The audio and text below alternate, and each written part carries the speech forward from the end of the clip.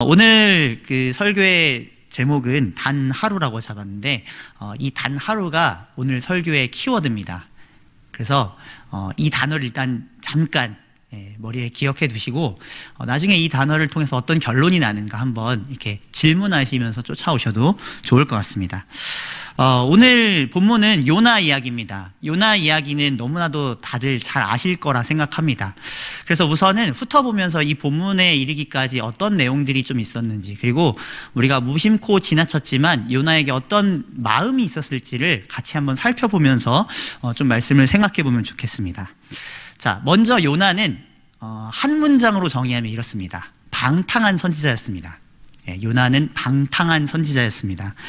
하나님의 말씀을 백성들에게 대언하는 사람이 선지자 아닙니까? 그렇죠? 그런데 그 선지자가 하나님의 얼굴을 피해서 도망갔습니다. 하나님께서는 니느웨로 가라고 하셨는데 정반대 방향인 다시스로 도망갑니다. 그래서 도망가려고 요빠라는 항구로 내려가요. 이걸 이제 그냥 이렇게만 말씀드리면 조금 와닿지 않으실 것 같아서 제가 생각해 보니까 이런 것 같아요. 그러니까 예를 들어서 우리나라로 치면은 지금 제일 동쪽이 어디죠? 강릉이죠. 강릉으로 하나님께서 가서 말씀을 전하라고 하셨는데 이 요나가, 그러니까 예를 들어서 저라고 할게요. 제가 이 김포에서 그 말씀을 듣고 최대한 멀리 도망갈 수 있는 방법이 뭘까 하고 생각하면서 인천공항으로 가는 겁니다. 그래서 중국 쪽으로 이제 비행기 편을 구하고 도망가는 것이라고 볼 수도 있습니다. 자, 정반대로 가는 거죠. 그렇죠? 동쪽으로 쭉 가도 먼 길을 서쪽으로 쭉 가고 있습니다. 자, 그가 과연 바른 선지자라고 말할 수 있겠습니까? 그런데 하나님께서는 그에 대해서 분노하시면서 심판하지 않으십니다. 오히려 내버려 두십니다. 내버려 두고 이 요나는 이제 배를 타고 이제 슬슬 다시스로 향하기 시작합니다. 그런데 하나님께서는 그를 점점 이 상황을 통해서 압박해 오시기 시작합니다. 바다를 건너면 이제 다시스로 갈 줄 알았습니다. 그런데 그 배에 거센 풍랑이 몰아칩니다. 그리고 선원들은 난리가 나죠. 그 가운데서 이 책임이 결국 누구에게로 점점 이렇게 다가오게 되냐면 요나에게 다가옵니다. 누구에게 이 책임이 있나 우리가 제비를 뽑아보자 하니까 요나가 당첨이 됐네요. 그래서 요나는 이렇게까지 되니까 결국에는 자신이 불순종해서 그런 거니까 자신을 제물로 던지면 바다가 잠잠해질 것이다 라고 말하면서 그렇게 선원들에게 이렇게 시킵니다. 선원들은 이걸 주저합니다. 인신공양을 어떻게 할 수 있냐, 우리가 어떻게 너를 죽일 수 있냐 하는데 계속 풍랑이 잠잠해지지 않습니다. 결국은 선원들이 하나님께 두려운 마음으로 기도하면서, 신기하죠? 요나는 오히려 하나님을 피해서 도망가는 방탕한 선지자인데 이 선원들, 하나님이 아직 계신지 알지도 못한 이 선원들이 하나님 계시다면 이 요나를 받아주셔서 우리를 살려주십시오 하는데 응답하십니다. 요나를 던지니까 바다가 잠잠해집니다. 그리고 그들은 하나님을 경외하게 됐다고 또 이 요나서에서 얘기를 합니다. 이렇게 요나가 이제 바다에 제물로 던져지는데 저도 그냥 이렇게 읽을 때는 요나가 이제 내가 하나님께 잘못했으니까 당연히 이런 벌을 받아야지 라고 하면서 제대로 회개한 마음으로 그렇게 던져졌을 거라 생각을 했거든요. 그런데 요나서를 다시 찬찬히 보니까 그렇지 않더라고요. 자, 제물로 던져지면은 이 바다에 빠진 요나가 어떻게 될까요? 죽겠죠. 다시 말해보면 요나는 니느웨로 가서 말씀을 전하라는 하나님의 명령을 죽기까지 듣기 싫은 겁니다. 이 마음이 이해가 되시나요? 죽기까지, 나는 그러니까 차라리 죽을래요 라고 지금 하면서 나 차라리 제물로 빠뜨려줘 이렇게까지 해서 하나님의 명령이 이루어지기를 바라지 않고 정반대로 계속 도망가고 있는 겁니다. 실제로 요나서 4장에서는 요나가 나중에 그 니느웨로 가서 결국엔 하나님의 명령대로 말씀을 전하거든요. 그리고 회개의 역사가 일어납니다. 그때 요나가 성내고 분내면서 성 밖으로 나와서 넝쿨 사건도 있고 이러면서 그 가운데 박넝쿨이 자기를 가리고 있다가 이게 없어지니까 어떻게 해요? 죽기를 구하여 가로되 사는 것보다 죽는 것이 낫사오니. 그러니까 계속 그냥 하나님 명령, 이 하나님 말씀이 이루어지는 거 싫습니다. 차라리 죽여주십시오. 이렇게 지금 하고 있죠. 그러니까 목숨을 끊을지라도 하나님 말씀대로 되는 것을 원하지 않는, 자, 이 사람이 어떻게 선지자라고 할 수 있겠습니까? 이 정도면 거의 불신자 중에 심각한 불신자요, 적그리스도라고 할 수도 있지 않겠습니까? 그런데 하나님께서는요, 그를 쫓아가시면서 불순한 마음으로 있는 이 요나를 먼저는 바다에서 건져서 살려주십니다. 어떻게 아시죠? 요나서 1장 17절에 이렇게 말씀하십니다. 이 말씀 한번 같이 읽어보겠습니다. 시작. 여호와께서 이미 큰 물고기를 예비하사 요나를 삼키게 하셨으므로 요나가 밤낮 3일을 물고기 뱃속에 있으니라. 아멘. 자, 요나가 이렇게 해서 27장 이후에 이제 2장 1절에서부터 보면 자기가 살았다 이렇게 이제 이렇게 눈 떠보니까 바다에서 죽지 않았네, 살아있네, 이 어두컴컴한 데는 뭐지? 그런데 내가 살아있구나라고 하면서 감사합니다. 사실 그는 불순종하고 죽을 수밖에 없는 운명이었죠. 그렇죠? 하나님 앞에 큰 죄를 지었으니까요. 그런데 살아있습니다. 그렇기 때문에 하나님의 그 구원의 은혜에 감사하는 기도를 2장에서 올립니다.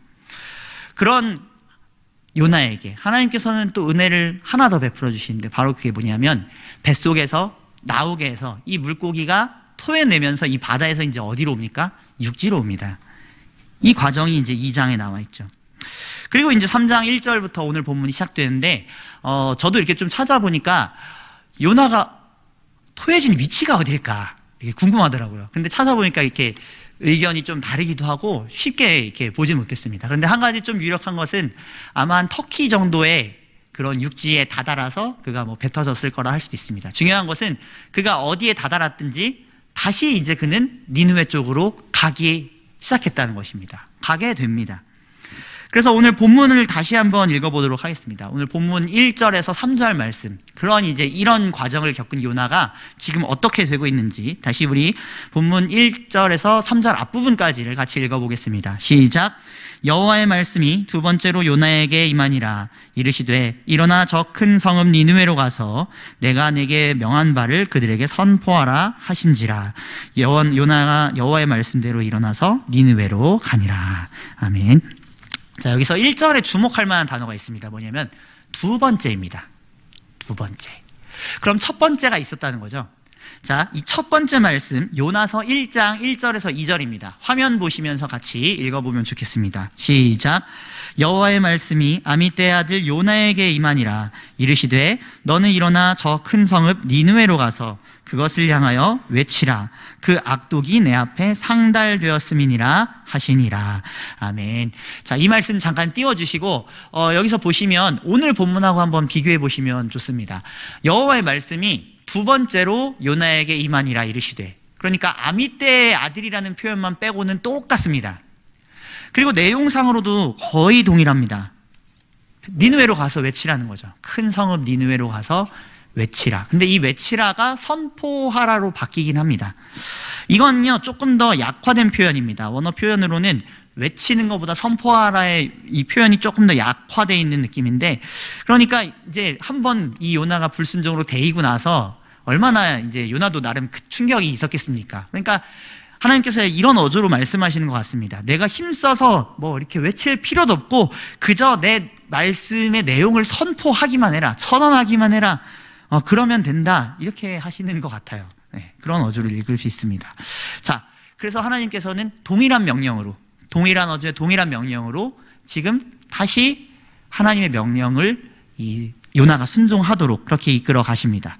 자, 그러면 그 선포된 내용은 무엇이었을까요? 내용은 무엇이냐면 요나서 1장 2절에서는 그 이유를 엿보게 알려주는데 니느웨의 악독이 상달되었다라고 말씀하십니다. 여기 맨 밑에 보이시죠? 악독이 내 앞에 상달되었다. 다시 말하면 니느웨가 너무 악하기 때문에 하나님께서 요나를 통해서 그에게 하실 말씀이 있다, 이렇게 얘기하시면서 보내시는 거죠. 자, 이토록 그들은 악한 민족이었는데 여기서 요나가 왜 그토록 죽기까지 하나님의 말씀을 실행하기 싫어했는지 이유도 알 수 있습니다. 자, 우리가 일제 치하 시절을 넘겨주셔도 됩니다. 예. 일제 치하 시절을 회상하면요 어떠십니까? 분노가 치솟죠. 우리가 직접 경험한 일이 아닐지라도 우리 부모님 세대가 겪었던 그 일들을 보면서 우리는 일본에 대해서 적대감을 품게 됩니다.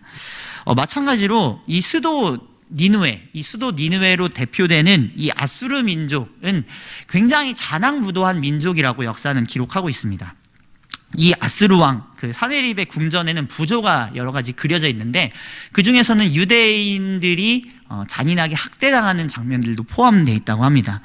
그 부조를 보면 이 아수르 군대가 패배한 민족들을 어떻게 대했는지를 알려주는데 그들은 패배한 사람을 찌르고 절단하고 참수하고 훼손하고 말로 그림으로 다 표현할 수 없는 그런 흉측한 일들을 많이 저질렀다고 합니다. 공포정치란 거죠. 그렇게 그들은 그 무자비하고 가혹했던 지배자들이었고 유대인들에게도 마찬가지였죠. 그러니까 유대인인 이 요나가 당연히 아수르를 싫어할 만하지 않습니까? 만약에라도 그들이 회개하는 것 절대 바라지 않는 것이죠. 그렇기 때문에 요나는 그들에게 하나님의 말씀을 전하는 자신의 역할조차 감당하기 싫었다는 것입니다. 왜냐하면 이러다가 하나님께서는 우리에게도 자비하신데 저들에게도 자비하시지 않을까, 하나님의 자비가 싫은 겁니다. 하나님의 자비가 내 적들에게 임하는 것을 원치 않는 겁니다. 그리고 요나가 방탕하지만 그가 누구였죠? 하나님의 말씀을 잘 알고 전하는 선지자였지 않습니까? 그러니까 이 내용이 선포되면 어떤 일이 일어날 것인지 요나는 잘 알았던 겁니다. 이렇게 하신 다음에 하나님, 니느웨를 하나님의 백성으로 만들려고 하시는 거지, 회개하도록 만드시려고 하는 거지, 내가 그 역할을 못하겠다. 지금 이렇게 가는 거죠. 실제로 그 요나 선지자 이후에 예레미야 선지자는 다음과 같이 하나님께서 이런 분이라고 말씀하고 있습니다. 제가 읽어드리겠습니다. 예레미야 18장 7절에서 10절인데 내가 어느 민족이나 국가를 뽑거나 부수거나 멸하려 할 때 만일 내가 말한 그 민족이 그의 악에서 돌이키면 내가 그에게 내리기로 생각하였던 재앙에 대해서 뜻을 돌이키겠고 내가 어느 민족이나 국가를 건설하거나 심으려 할 때 만일 그들이 나보기에 악한 것을 행하여 내 목소리를 청종하지 아니하면 내가 그에게 유익하게 하리라고 한 복에 대해서 뜻을 돌이키리라. 중요한 것은 7절 8절에 지금 뭐라고 말씀하고 있죠? 그들이 회개할 때 돌이키겠다, 재앙에 대해서 돌이키겠다, 지금 이렇게 하나님께서 말씀하시지 않습니까? 그러니까 저항하면서 도망칠 때까지 도망쳐 본 겁니다. 이 요나가요. 우리도 마찬가지로 이렇게 생각해보면 요나의 심정을 알 수 있습니다. 내게 끔찍한 잘못을 한 사람이 있습니다. 내가 용서 도저히 못하겠는 사람이 있습니다. 자, 그에게 하나님께서 이렇게 하라고 하십니다. 너 저 사람에게 가서 하나님께서 너의 죄를 용서한다고 그렇게 말하라. 자, 여러분 이 역할 쉽게 하실 수 있겠습니까?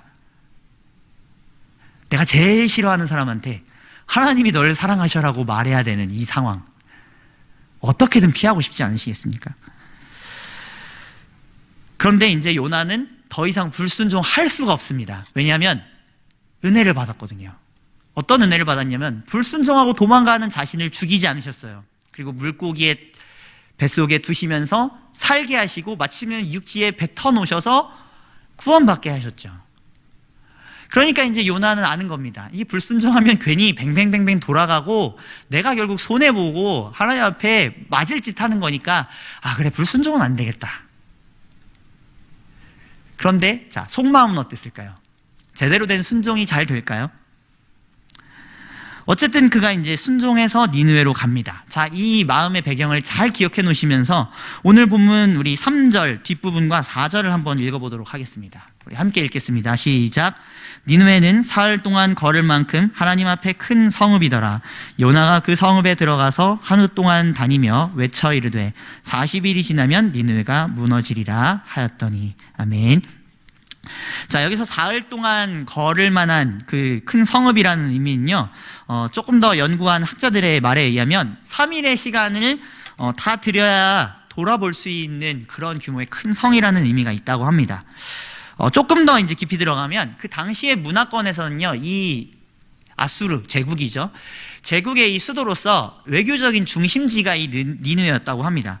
그래서 많은 사절단들이 와서 그 자신의 나라들의 그런 외교 사절의 역할들을 전하면서 우리나라에서 이런 것들을 뭐 니느웨 아수르와 조약을 맺고 싶다, 이런 공식적인 이런 발표 회견을 가졌다고 합니다. 그래서 이런 방문 일정이 최소한 3일 걸렸다는 거예요. 그러니까 3일기라는 게 이런 일들을 할 때 예를 들어서 뭐 그 니느웨 안에, 니느웨가 서울이라고 친다면 예를 들어서 잠실에서 하고 뭐 서초에서 하고 또 뭐 그 상계동에서 하고 이런 식으로 3일 정도 이렇게 장소를 두고 그렇게 가면서 전체 서울에 이제 이 메시지를 전한다, 이렇게 방문하는 것을 그렇게 했을 것이라고 그걸 말하는 게 3일이라고 그렇게 성경학자들이 추측을 합니다. 그래서 이게 뭐 꼭 그만큼 오래 걸리는 도시다. 물론 그 얘기도 포함이 됩니다. 그렇게 큰 도시인 것도 있지만 규모에만 집중할 것은 없고 오히려 큰 그 성이라는 것은 하나님께서 그 성을 크게 여겼다. 나중에 요나서 마지막에 보시면 이 백성이 큰 성이고 12만 명이나 있는데 내가 어찌 그들을 아끼지 않겠냐. 그것에만 이제 나중에 포커스를 보시면 되고, 자, 도리어 중요한 부분은 4절입니다. 이게 제가 말씀드린 부분과 연결되는데, 자, 3일의 일정을 외교 사절이 전해야 돼요. 그러니까 우리나라의 이 공식적인 언권을 위해서 3일 동안 그것을 곳곳에 다녀야 제대로 전해질 그 사안을 가지고 이 요나가 며칠 동안 전합니까? 하루. 단 하루 전합니다. 자, 벌써부터 요나의 마음이 느껴지지 않습니까? 3일을 정성껏 해야 그 사역이 제대로 이루어지는 건데도 불구하고 지금 요나는 하루 딸랑하면서 빨리 해치고 싶은 겁니다. 그러니까 순종을 하긴 해야겠는데 진짜 하기 싫은 거예요. 적극적으로 순종하고 싶지 않은 겁니다. 그리고 심지어 이 메시지 내용도 우리가 잘 볼 필요가 있습니다. 자, 여기 4절에 어떤 메시지가 나와 있죠? 40일이 지나면 니느웨가 무너지리라 하는 문장이 있지 않습니까? 자, 이 문장은요, 히브리어로는 달랑 5단어라고 합니다. 제가 말한 5단어가 달랑이라는 표현에 집중하실 필요가 있습니다. 이게 메시지가 전부였다는 겁니다.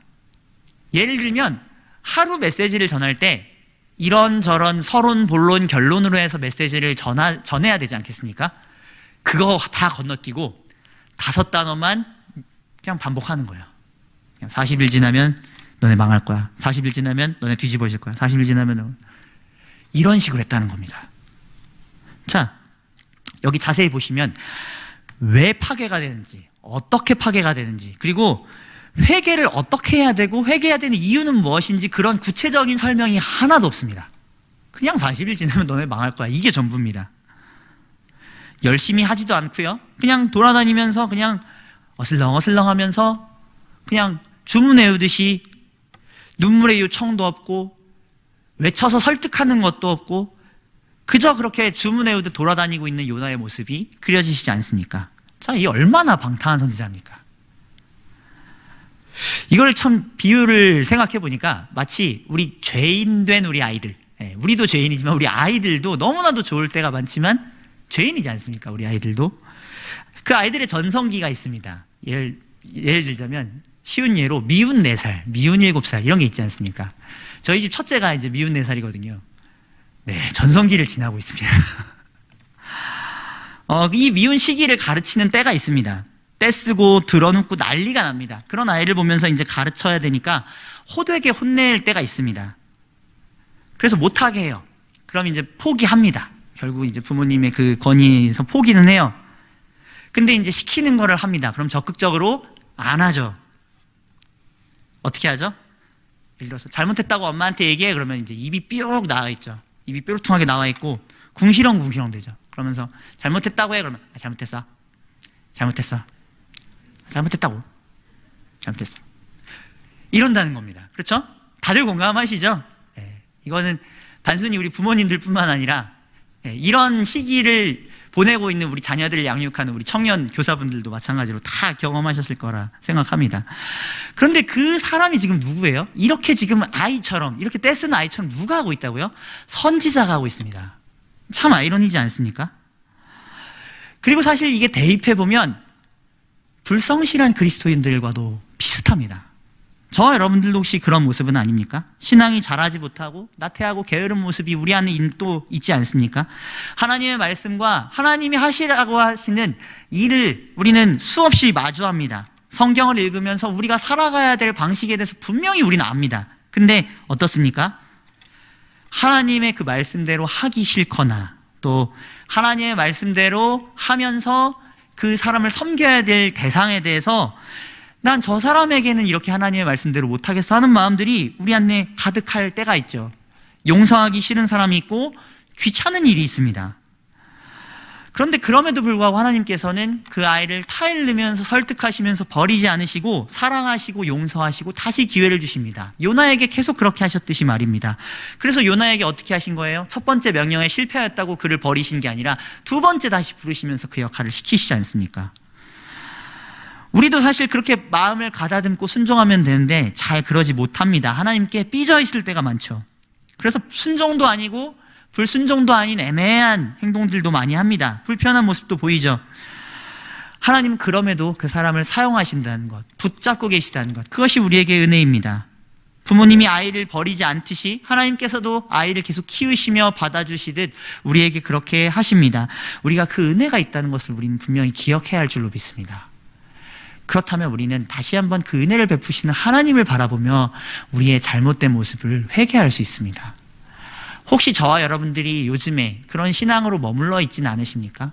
저도 제 안에 바라보니까 이 말씀을 준비하면서 얼마나 많이 불평하고 있는 나의 모습들이 있지는 않았나 이렇게 돌아보게 됐습니다.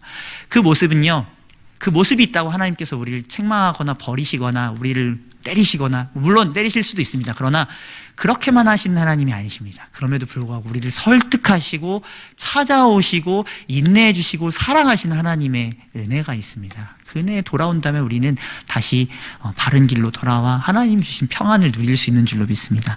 저와 여러분들이 오늘 말씀을 통해서 그러한 은혜도 함께 누리실 수 있는 귀한 은혜가 있기를 주님의 이름으로 축원드립니다. 이제 우리 40일이 지나면 니느웨가 무너지리라 하는 이 말씀의 의미도 한번 생각해 보겠습니다. 이 말씀이 굉장히 중요한 것 중에 하나가 이 무너지리란 단어에 우리가 생각하는 것과 또 다른 의미가 있습니다. 여기서 이것이 번역된 단어는 히브리어로는 하파크라는 단어인데요, 변화시키다, 뒤집어 엎다라는 뜻이 같이 있습니다. 그래서 이 의미를 생각하면 사실 무너지리라도 맞는 표현이고, 또 더불어서 이 문장을 이렇게도 해석할 수 있습니다. 40일 뒤에 니느웨가 뒤집어진다, 니느웨가 변화된다. 자, 무너진다는 뜻 말고요, 변화된다, 뒤집어진다라는 뜻은 동전의 양면 같습니다. 그쵸? 무너진다고만 할 때는 부정적인 의미만 느껴질 수 있지만, 변화된다, 뒤집어진다라고 할 때는 그 사람이 긍정적으로 변할 수 있다는 것도 내포하고 있죠. 자, 그것이 뒤집어진다, 회복시킨다의 뜻도 있는 이 단어가 말하고 있다는 것입니다. 그것을 더욱더 우리에게 확실히 알려준 지표가 뭐냐면 40일입니다. 이 40일이 또 중요한 의미를 가지고 있는 것이 성경 문맥에서요, 40년의 훈련인 그 광야 생활을 통해서 이스라엘 백성들이 복을 받았고, 또 홍수 시작 후에 정결하게 하기 위한 40일의 비가 내리고 회복이 되었고, 또 애굽 회복 이전에 40년간 애굽이 황폐화됐던 모든 이런 40이라는 숫자는 완전하게 하고 정결하게 하고 회복하는 것들을 함께 내포하는 숫자로도 쓰입니다. 그래서 40일 동안 니느웨가 이 기간을 가지고 있다는 것이 우리에게 지금 지향하고 있는 바가 뭐냐면 40일간을 통해서 이 니느웨가 변할 수 있다는 가능성을 하나님께서 주시는 겁니다.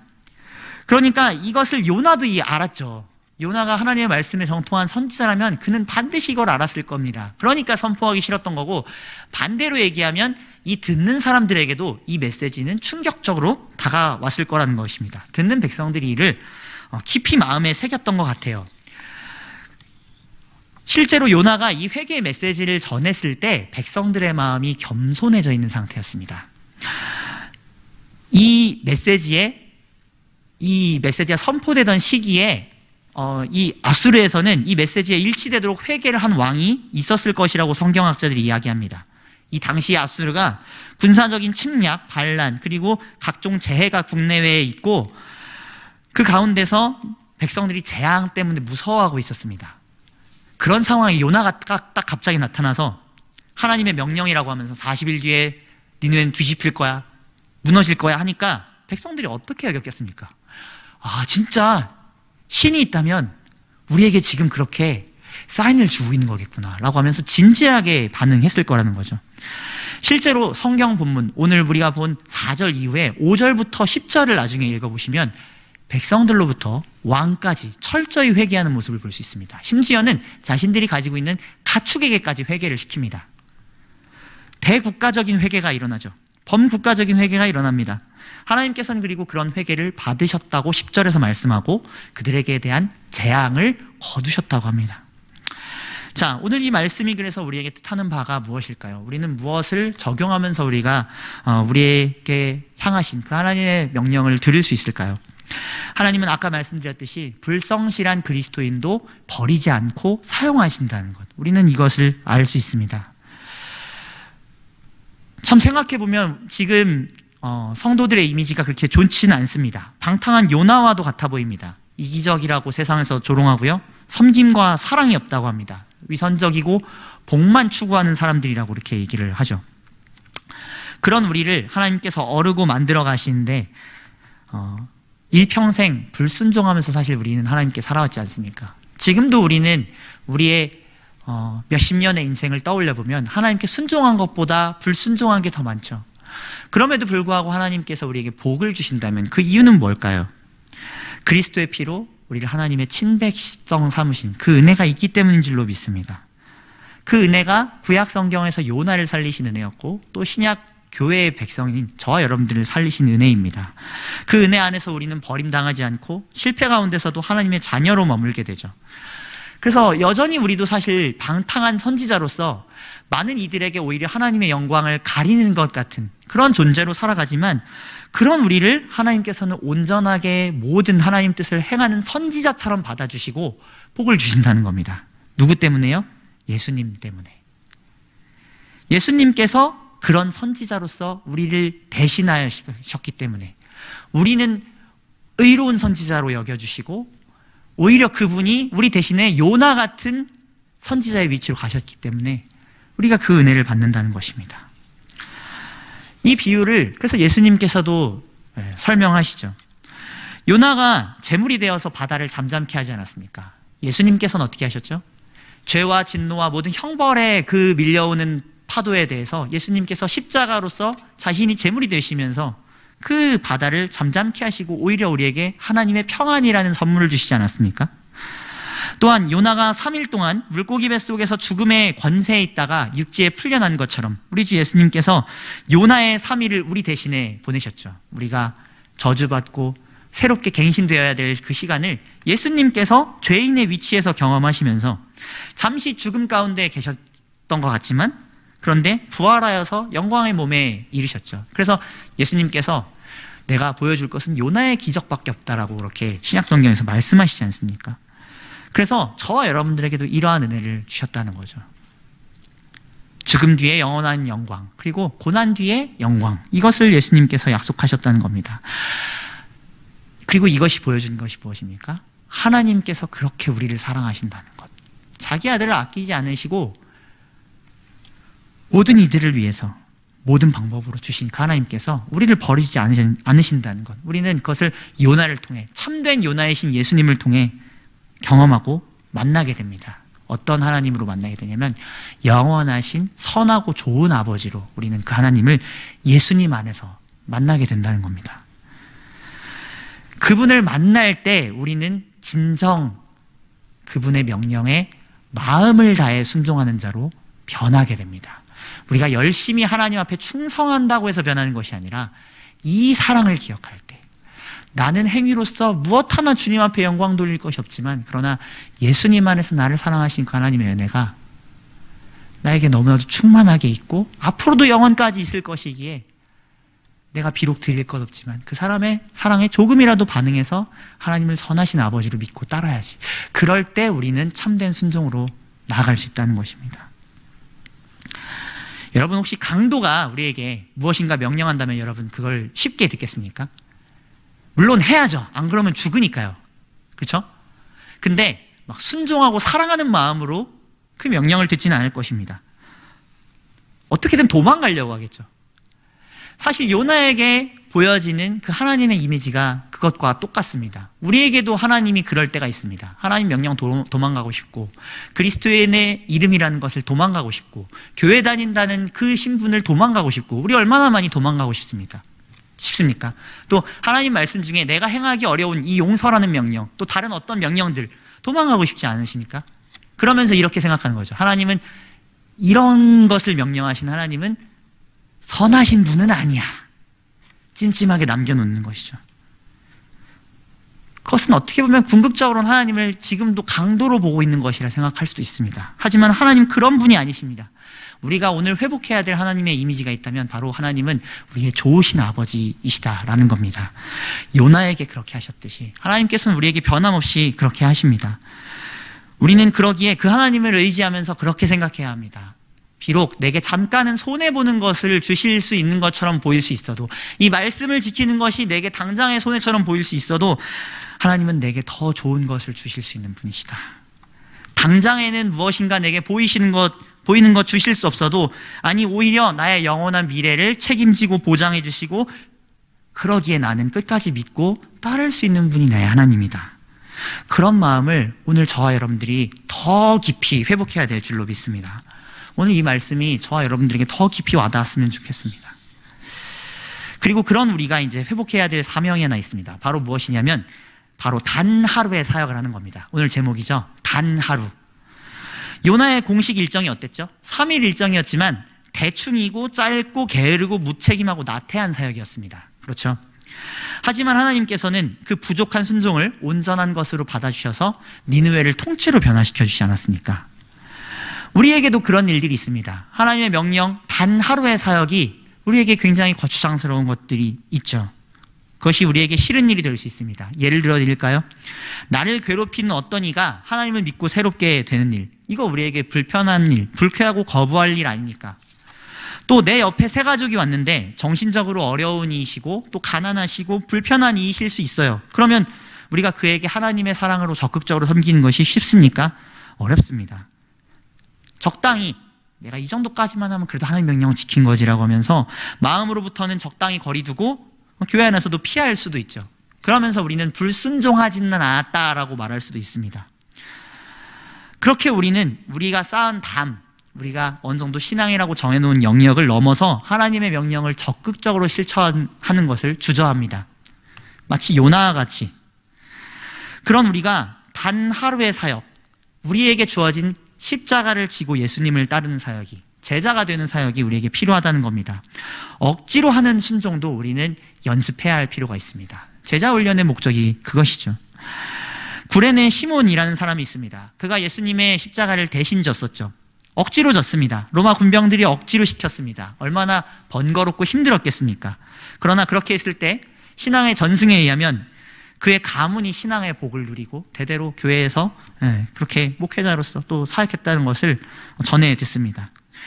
그러기에 우리에게 오늘 단 하루의 사역 두 가지가 필요하다면, 하나는 무엇이냐면 마음이 내키지 않아도 하나님 아버지께서 명령하는 것이니 순종하겠다 결단하는 것입니다. 다시 말씀드리겠습니다. 마음이 내키지 않더라도 이것을 하나님 아버지, 선하시고 좋으시고 영원하신 그 아버지가 명령하신 것이니 순종하겠다고 결단해야 되는 것입니다. 억지로 십자가를 지는 연습. 또 하나는 그 기저의 마음을 바꾸는 단 하루의 사역을 해야 합니다. 마음으로 하나님을 선하시고 좋으신 아버지로 계속 인식하는 것이, 계속 그런 분으로 모시게 해달라고 기도하는 것이 우리에게 필요하다는 겁니다. 다시 말씀드리면 하나님을 진짜 아버지로 믿는 신앙이 우리에게 필요하고요. 또 그 아버지로 여겨지지 않을 때라도 내가 신앙인으로서 하나님 말씀을 행하는데 주저하지 않도록 경건을 연습하는 것. 이 두 가지가 우리가 해야 될 단 하루의 사역이라는 것입니다. 요나가 했던 것처럼 말입니다. 그런데 이것이 계속 이어지지 않는다면 우리는 어떻게 될까요?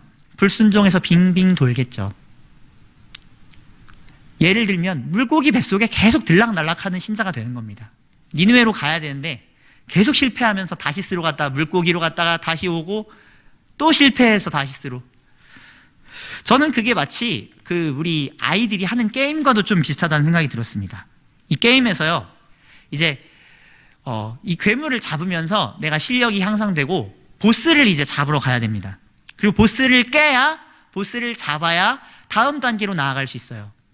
그런데 내가 그 보스를 이기지 못한다고 계속해서 보스 옆에서 그냥 난 못 가, 다시 돌래 이러고선 뱅뱅 돌면 계속 거기서 뱅뱅 도는 겁니다.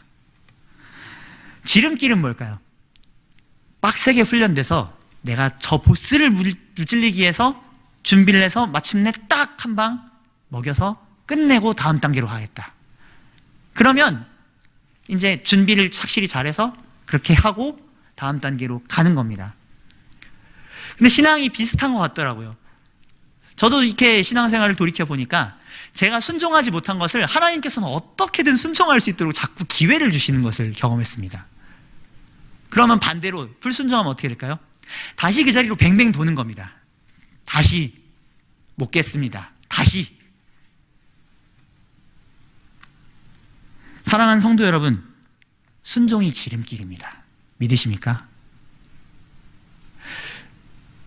다시 말씀드리겠습니다. 순종이 지름길입니다. 믿으십니까?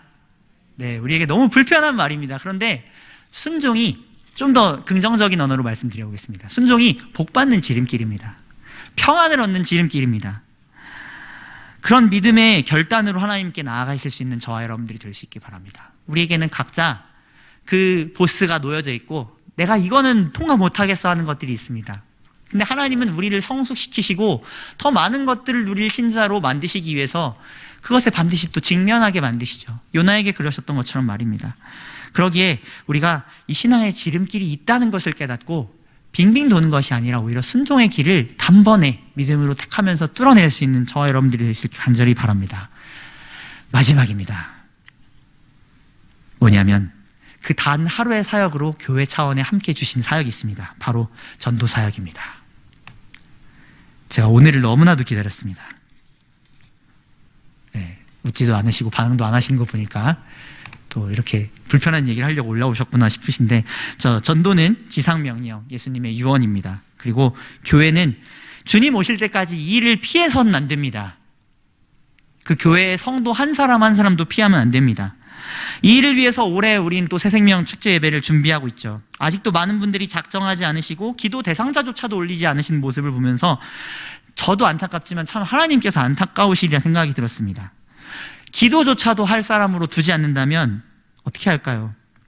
우리도 사실 누군가의 열렬한 눈물, 또 단 하루의 전도 시도, 대충 뱉는 예수천당 불신지옥이라 할지라도 그 메시지를 누군가 우리에게 전해줬기 때문에 우리가 지금 이 자리에 있는 것이 아닙니까?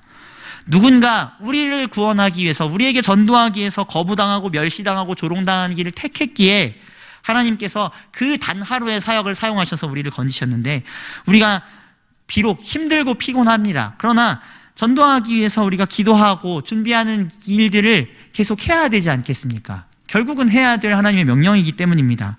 본문에서는 그 기간이 40일이었고 지금 우리에게는 30일 이제 남았습니다. 제가 디데이 세보니까 30일 남았습니다.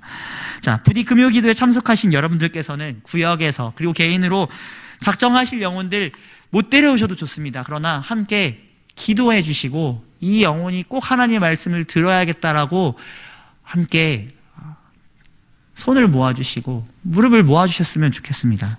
그렇게 단 하루를 투자했을 때 외치는 것 아니고 그냥 중얼중얼하면서 40일이 지나면 돌아오리라, 40일이 지나면 그 정도의 헌신을 하는 우리를 통해서도 하나님께서는 반드시 영혼 구원의 역사를 그리고 하나님의 일들을 이루실 수 있으리라고 믿습니다. 요나에게 그렇게 하지 않았었습니까? 요나 얼마나 대충대충 했습니까? 그런데 그 민족이 결국 변한 거 보시지 않았습니까?